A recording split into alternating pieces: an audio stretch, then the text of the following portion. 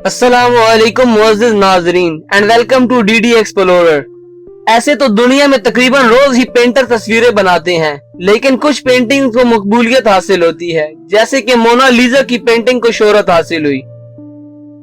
तस्वीर में मौजूद औरत कौन है, इसको किसने और कब बनाया और अब ये कहाँ है, और बहुत सारी इससे मुतल्लिक पुरअसरार मालूमात लिए मैं आज हाजिर हुआ हूँ। इस तस्वीर में मौजूद औरत का असल नाम मोनालिसा नहीं बल्कि लीजा गिरार्डनी है।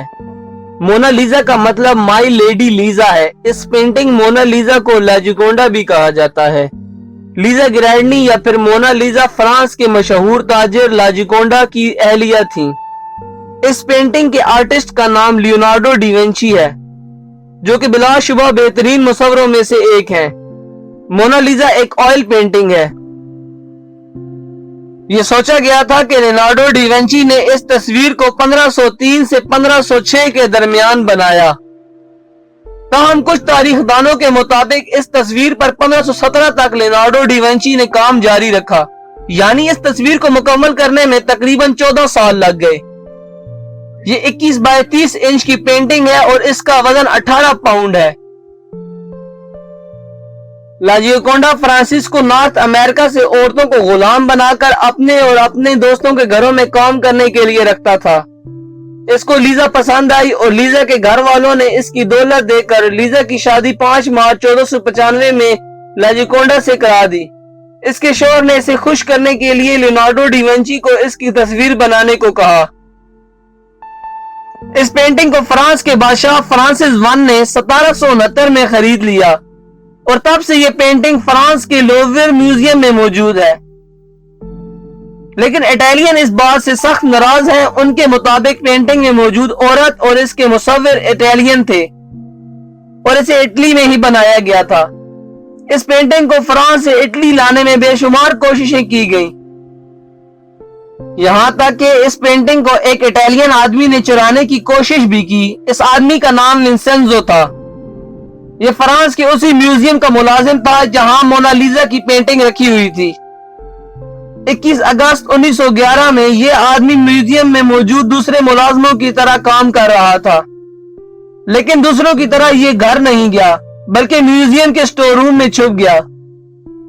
अगली सुबह ये मोनालिसा की पेंटिंग को अपने कोट के अंदर छुपाकर म्यूजियम से निकल गया। इस शख्स ने इसे अपने घर में छुपा दिया और तकरीबन 2.5 साल तक मोनालिसा की पेंटिंग का कुछ पता ना चला। फिर 1913 में ये शख्स इसे इटली ले जाने में कामयाब हो गया। इसने इटली में इस पेंटिंग को बेचने के घर से एंटीक डीलर से राब्ता किया, लेकिन उस डीलर को पता था कि मोनालिसा की पेंटिंग चोरी हो चुकी है, तो उसने फौरी पुलिस को इत्तला कर दी। इस शख्स को 7 माह की कैद हुई और फिर इसका ज़हनी तवाज़ुन खराब करार देकर इसे रहा कर दिया गया और इस पेंटिंग को दोबारा फ्रांस के लोवर म्यूजियम में रख दिया गया। एक दिलचस्प बात यह है कि अगर आप इस पेंटिंग को गौर से देखें तो इसकी आईब्रोज नहीं है। कुछ लोगों का मानना है कि उस दौर में अमीर लोगों का ये फैशन हुआ करता था, जबकि कुछ लोगों का कहना है कि लियोनार्डो डी विंची ने इसके आईब्रोज बनाए थे, लेकिन वो वक्त के साथ गायब हो गए। नाजरीन, एक और दिलचस्प बात यह भी है कि इस पेंटिंग में मौजूद औरत मुस्कुराती हुई नजर आती है, लेकिन आप फिर दोबारा इस पेंटिंग को देखें तो ऐसा लगता है कि ये मुस्कुरा नहीं रही। अगर आप इस पेंटिंग को बार बार और मुख्तलिफ एंगल से देखें तो ये मुस्कुराहट थोड़ी मुख्तलिफ नजर आती है। ये भी कहा जाता है कि लियोनार्डो डी विंची ने इसकी मुस्कुराहट को जानबूझकर रंगों के ऐसे कॉम्बिनेशन से बनाया ताकि लोग इसके बारे में सोचते रहें। लीजा की वफात 14 जुलाई 1542 में हुई, जबकि इसके मुसव्विर की वफात 2 मई 1519 में हुई। हर साल तकरीबन 60 लाख लोग इस पेंटिंग को देखने के लिए फ्रांस के लोवियर म्यूजियम का रुख करते हैं। उम्मीद करता हूं कि आप सबको मेरी आज की वीडियो पसंद आई होगी। वीडियो पसंद आने की सूरत में चैनल को सब्सक्राइब करते हुए बेल के आइकन को दबा दें।